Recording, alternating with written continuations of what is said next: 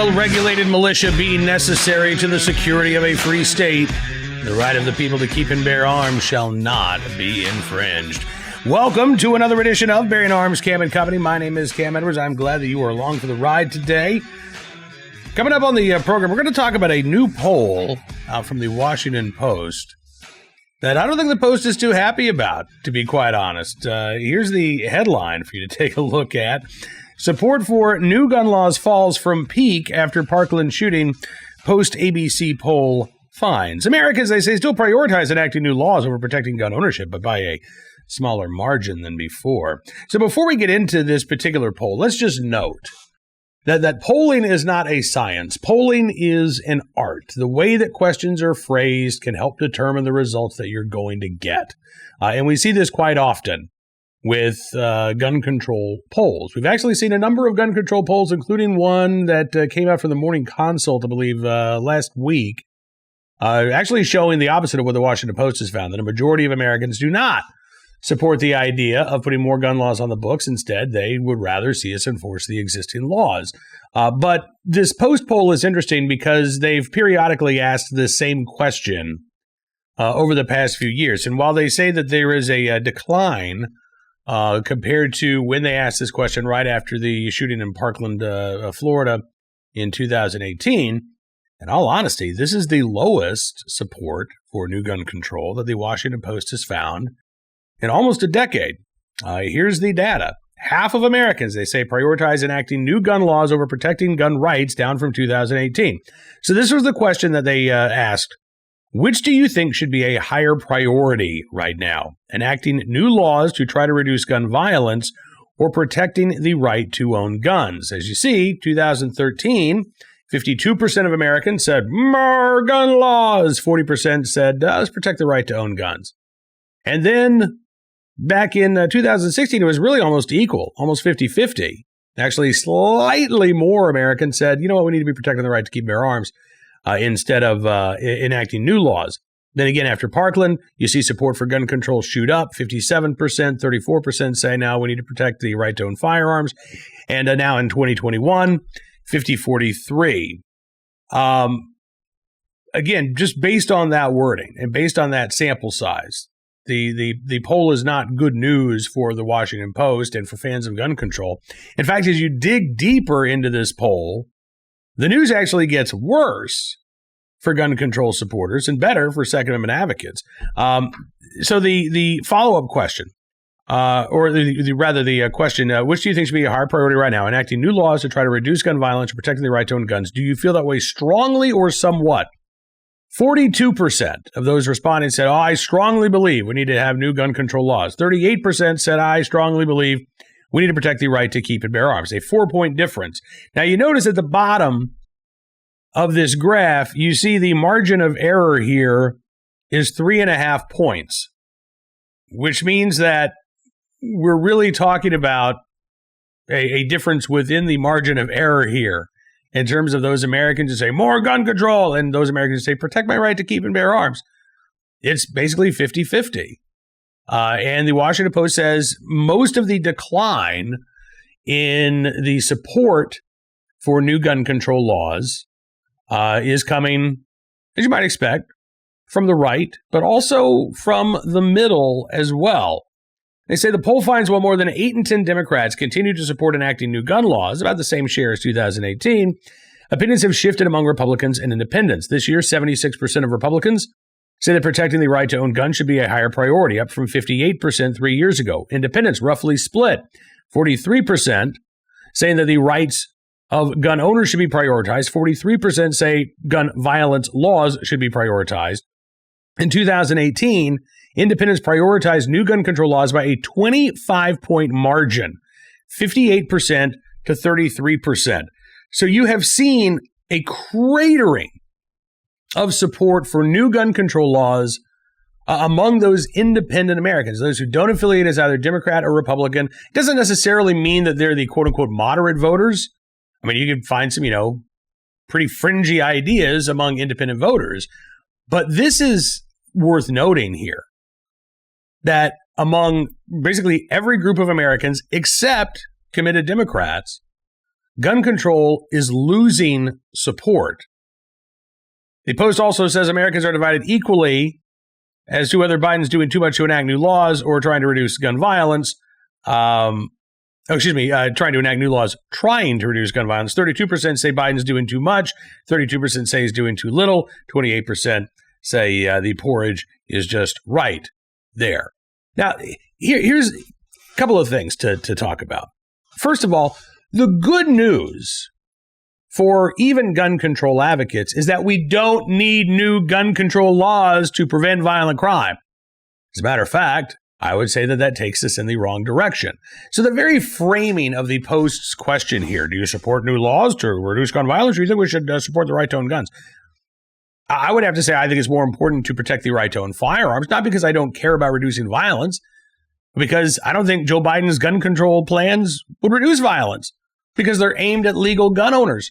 I don't think, trying to get rid of homemade firearms is going to prevent violent crime because criminals aren't going to pay attention to that law to begin with.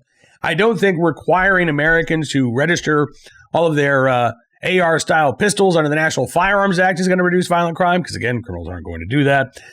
I don't believe that universal background checks reduce violent crime. I don't believe that banning guns reduces violent crime. I don't believe that banning magazines reduces violent crime.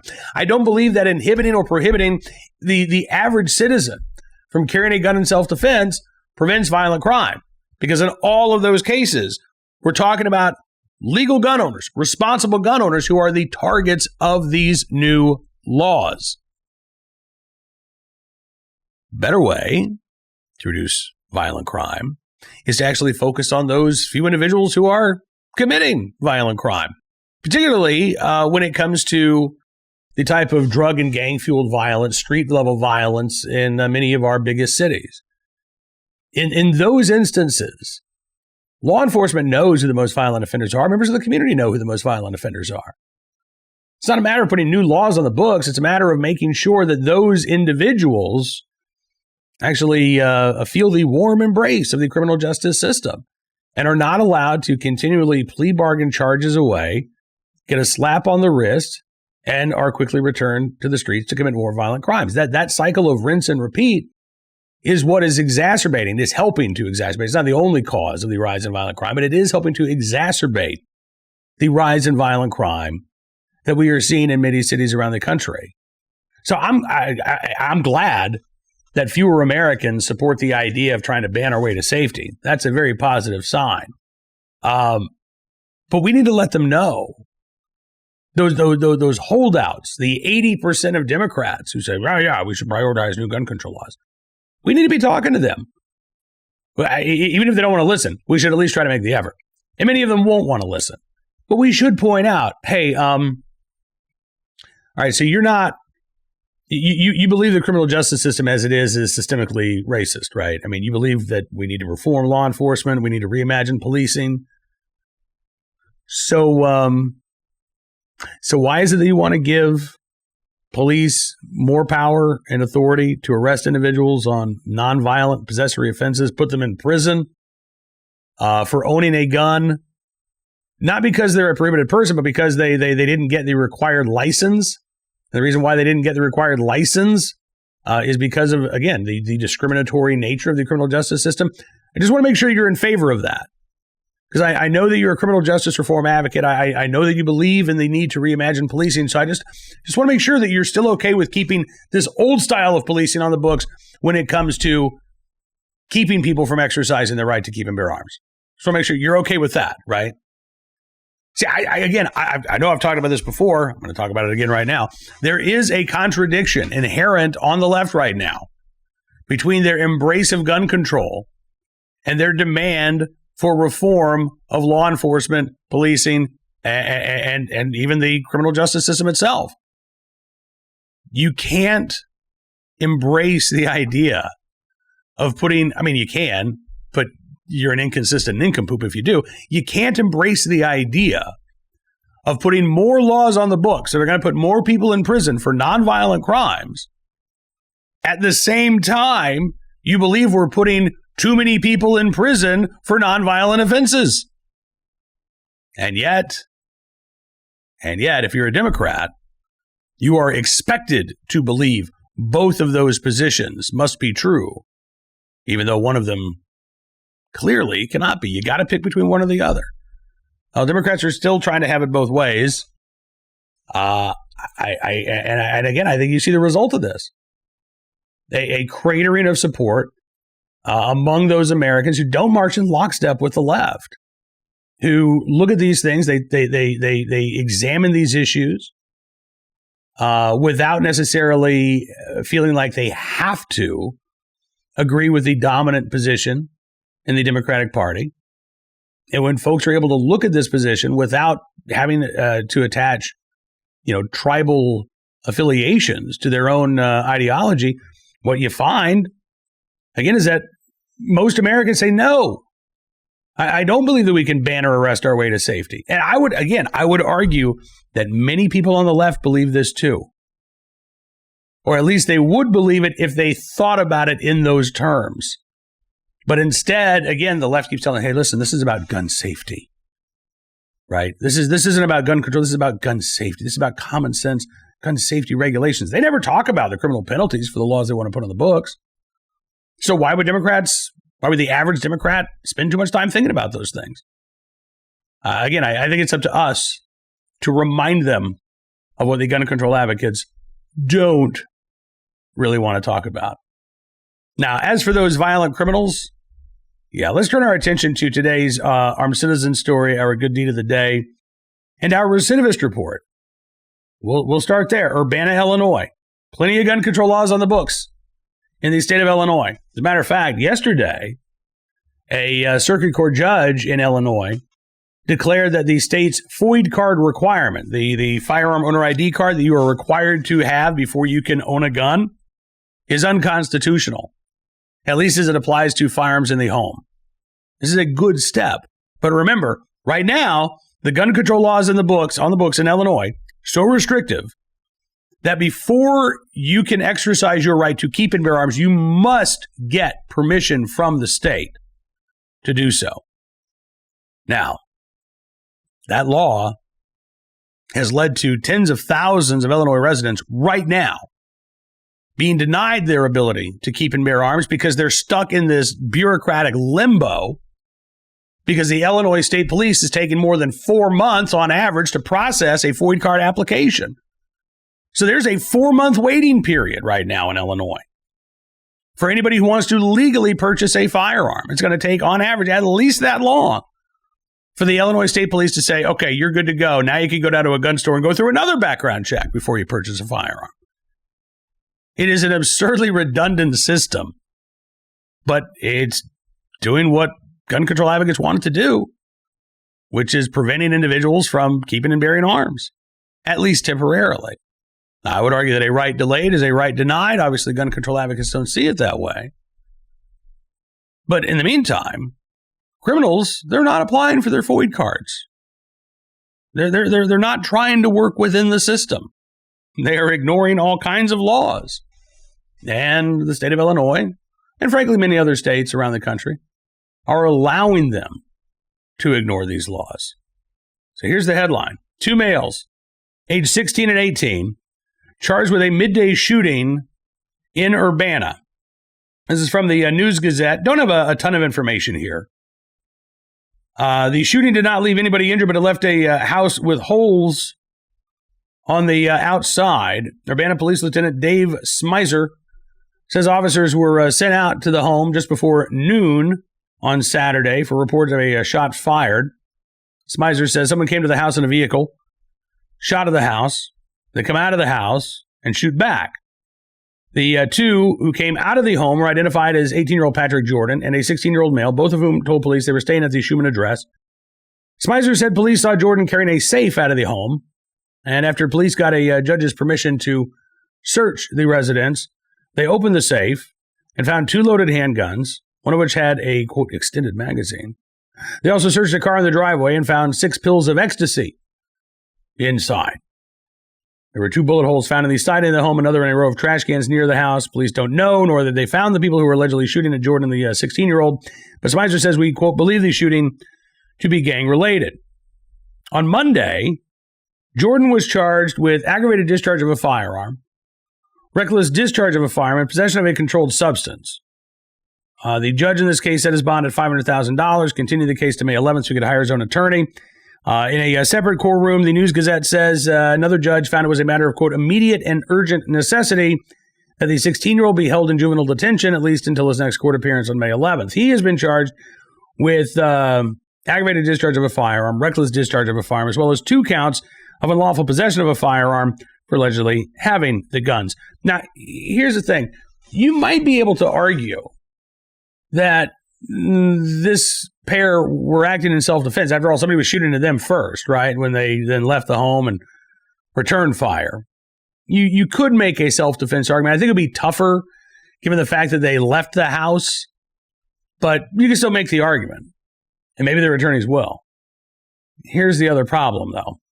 Court records indicate that both Jordan and the 16-year-old have prior convictions for aggravated unlawful use of weapons from just last year and are both on probation. That's right. No prison time, no time in juvenile detention, no attempt to rehabilitate these young men. Nope. Just a slap on the wrist and go away. Don't come back. If you come back, then we're going to get tough on you. That's always the empty promise. And it is always an empty promise. News Gazette says the shootings bring to 24 the number of confirmed incidents of shots fired in Urbana in 2021, almost double the 13 for the same period last year. So again, all of Illinois' gun control laws on the books. Criminals aren't paying attention to any of them, and why should they? Because when they violate the law, nothing happens to them. So why would they give a damn about another gun control law when violating the laws against shooting at someone don't seem to trigger a response, a proportionate response from the state of Illinois and the criminal justice system there. All right, on to our armed citizen story of the day from next door to Illinois in Indiana. No charges in a shooting in New Albany, Indiana, where prosecutors say a woman acted in self-defense back on Sunday when she fatally shot her boyfriend. Emergency crews responded to a home in New Albany Sunday around 9 p.m. On a report of a shooting, they found 42-year-old John Anthony Robertson with multiple gunshot wounds. He was taken to a local hospital where he was pronounced dead from his injuries. A woman at the home was later determined to have fired these shots as Robertson assaulted her and Robertson's son, as well as her own daughter. So this guy was trying to beat up basically everybody in the house. And the woman was actually taken to the hospital with injuries, but she is expected to recover. The Floyd County prosecutor, Chris Lane, said during a press conference, quote, in this particular instance, after reviewing the evidence, we're announcing that no charges will be filed. In this case, we believe the woman acted appropriately and in defense of herself and others, specifically her family.